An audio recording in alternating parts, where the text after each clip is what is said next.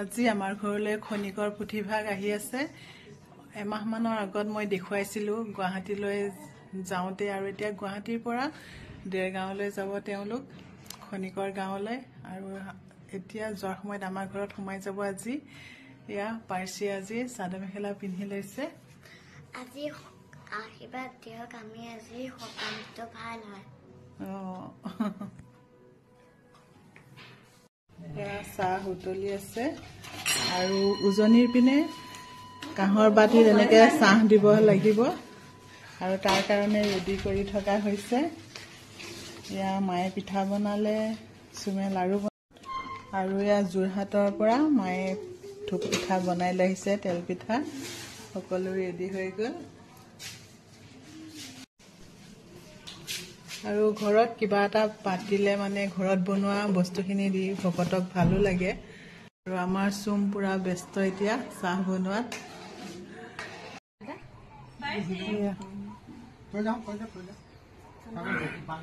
ইয়াতে পুথিভাগ আনি ৰখোৱা হ'ব।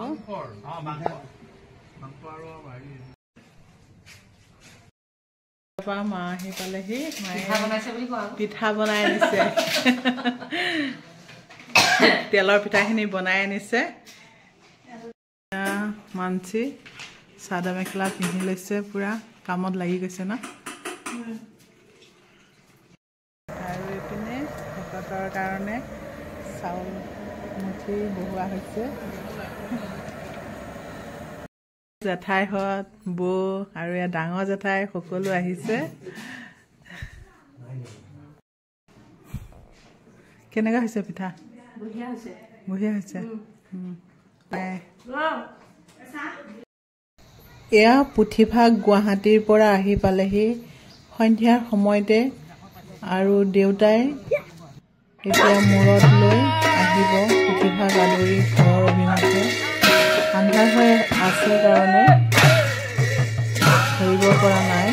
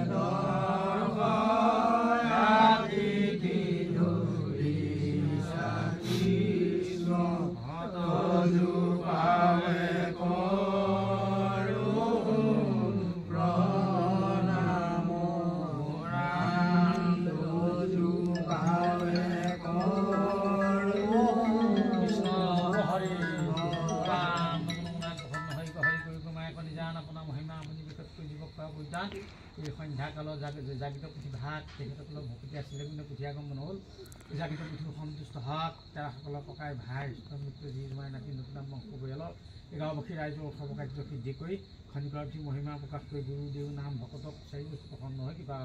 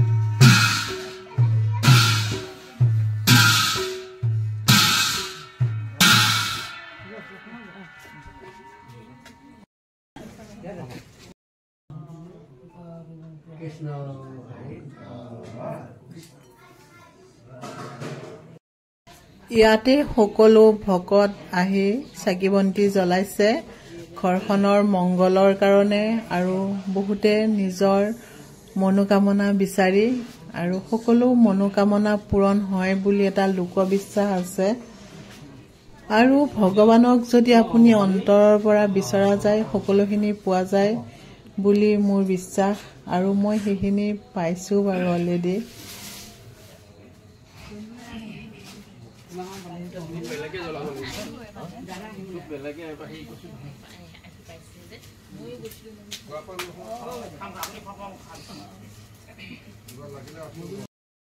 পুথিভাগ গুৱাহাটীৰ পৰা লৈ অহা হৈছিলে তেওঁলোকে দিনটো একোৱেই খোৱা নাই ৰাস্তাত আৰু সেইকাৰণে এতিয়া ঘৰত জলপানৰ ব্যৱস্থা কৰা হৈছে প্ৰথমতে তেওঁলোকক চাহ জলপান খুৱাই ল'ব তাৰ পৰা তেওঁলোকে ৰেষ্ট ল'ব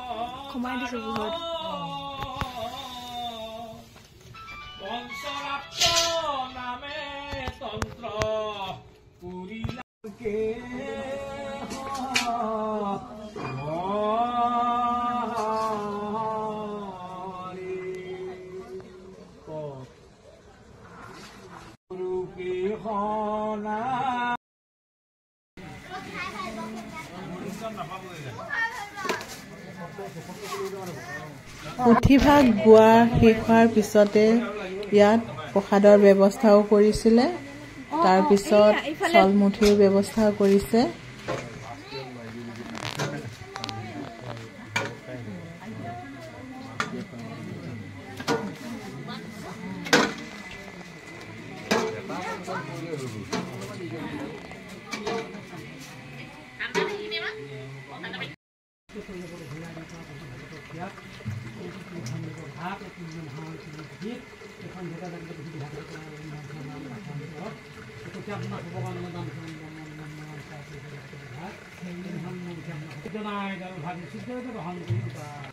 আজি ৰাতিয়ে ভকতসকল আৰু পুথিভাগ ইয়াৰ পৰা যাবগৈ নগাঁৱৰ পুৰণি গুদামলৈ কেশৱ মহন্তৰ ঘৰলৈ আৰু তেওঁলোকে 12:30 মানতে যাবগৈ এতিয়া অলপ সময় তেওঁলোকে ভাত খোৱাৰ পিছত জিৰাব আৰু শেষলৈ মই বেছিকৈ দেখুৱাব নোৱাৰিম কাৰণ আমিও ইয়াৰ পৰা আমাৰ ঘৰলৈ যামগৈ ভিডিঅ'টো ইমানতে সামৰিলোঁ